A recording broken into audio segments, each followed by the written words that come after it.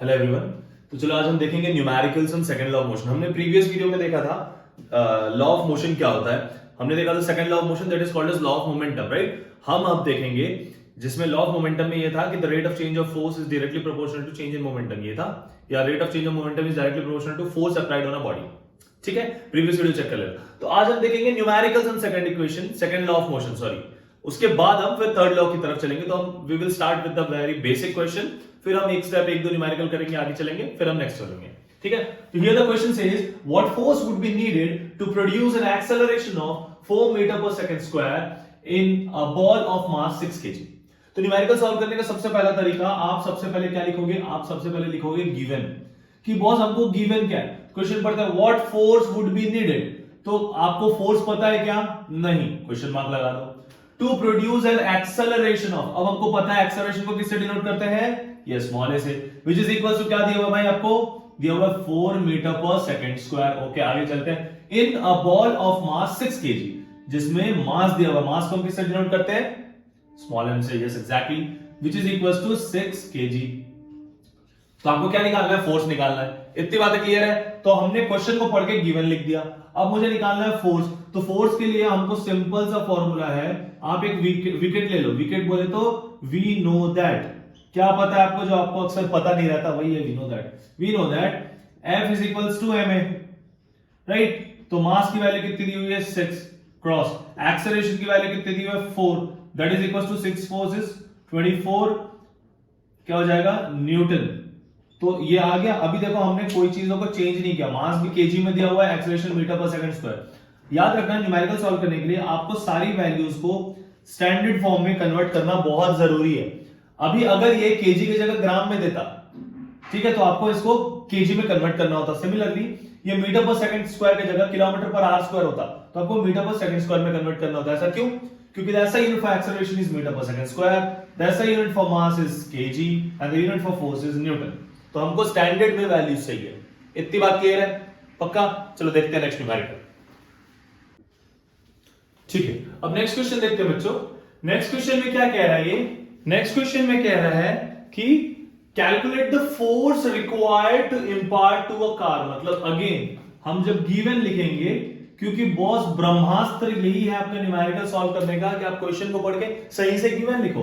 तो calculate the force, मतलब आपको फोर्स कैलकुलेट करना है, क्वेश्चन मार्क। इतनी बात क्लियर है, आगे चलते हैं। Required to impart to a car a velocity of, मतलब आपको कोई तो भी वेलोसिटी दी हुई है 30 मीटर पर सेकेंड इन 10 सेकेंड, मतलब टाइम दे दिया हुआ है। टाइम कितना दिया हुआ है बॉस, टाइम दिया हुआ है आपको exactly, very good, 10 seconds.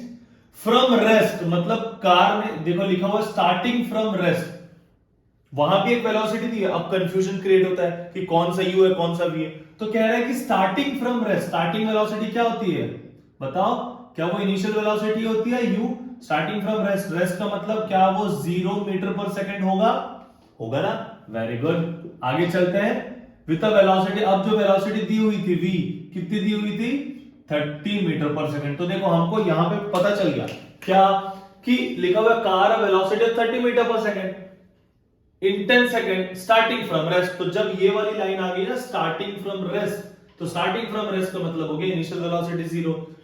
Rest से स्टार्ट करने के 10 सेकंड के बाद, मतलब टाइम जब 10 सेकंड था, 10 सेकंड के बाद उसकी वेलोसिटी कितनी हो गई, 30 metre per second, exactly 30 metre per second. तो और क्या दिया हुआ है, the mass of the car is 1500, मतलब आपको क्वेश्चन में मास भी दिया हुआ है 1500 केजी। अब हम एक एक करके चेक करते हैं सबका स्टैंडर्ड यूनिट है कि नहीं। फोर्स तो निकालना है, न्यूटन में निकलेगा। Time 10 second, second is a standard unit, right, okay. Velocity 0 metre per second, 30 metre per second, ये भी स्टैंडर्ड यूनिट में। मास में आते हैं 1500 केजी। इतनी बात क्लियर है। एक चीज, अब जब हम इतनी चीजें गिवन थी क्वेश्चन में, अब हमको क्या निकालना है, फोर्स। हमको पता है जो फोर्स होता है v, फिर से एक विकेट ले लेना, नो दैट, क्या पता है आपको, आपको ये पता है F equals to m into A होता है, यही होता है ना, force is equals to mass into acceleration होता है, ये हमारे पास फॉर्मूला है। लेकिन m तो है, क्या हमारे पास a दिया हुआ है, नहीं है ना, तो हमको सबसे पहले a फाइंड करना पड़ेगा। तो देखो एक्सेलरेशन फाइंड करने के लिए बहुत सारे हमारे पास फॉर्मूला है। मैंने इक्वेशंस ऑफ मोशन लिख, एक तो वो लिख लेता हूं आपको, ए इक्वल्स टू होता है v minus U by T, ये एक्सेलरेशन का फॉर्मूला है, ठीक है। इस फॉर्मूला से मैं एक्सेलरेशन निकाल सकता हूं, तो लिख दो from,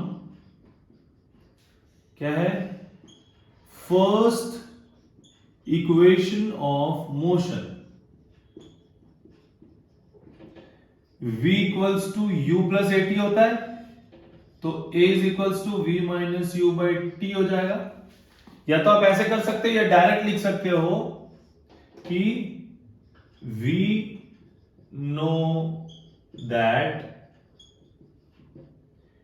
a is equals to v minus U by T, दोनों तरीका सही है, कोई दिक्कत नहीं है, ठीक है। अब आप इसमें क्या करो, इसमें वैल्यूज पुट कर दो, तो therefore a is equals to v की वैल्यू कितनी दी हुई है 30, माइनस u की वैल्यू कितनी दी हुई है 0, अपॉन t की वैल्यू कितनी दी हुई है 10 इज इक्वल्स टू 3 मीटर पर सेकेंड स्क्वायर। इतनी बातें समझ आई क्या आपको, कहां से ये आया, तो एक्सेलरेशन हमारे पास आ गया।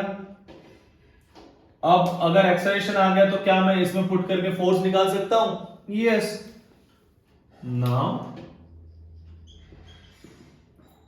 F is equals to m into a, which is equals to, मास कितना दिया होता क्वेश्चन में 1500, लिख दो 1500 इंटू एक्सेलरेशन की वैल्यू क्या निकाला आपने 3 निकाला, तो 15 3 कितना होता भाई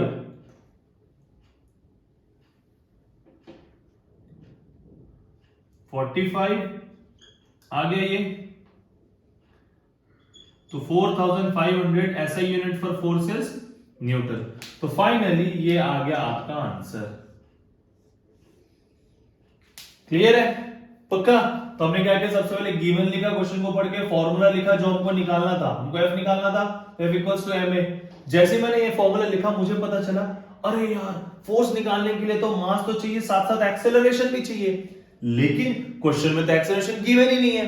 तो सबसे पहले हमको क्या करना पड़ेगा, हमको एक्सेलरेशन निकालना पड़ेगा। तो हमको पता है एक्सेलरेशन का formula a equals to v minus U by T.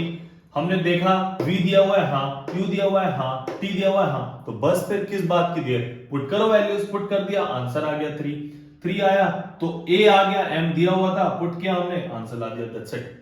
Clear है बच्चों, पक्का, चलो।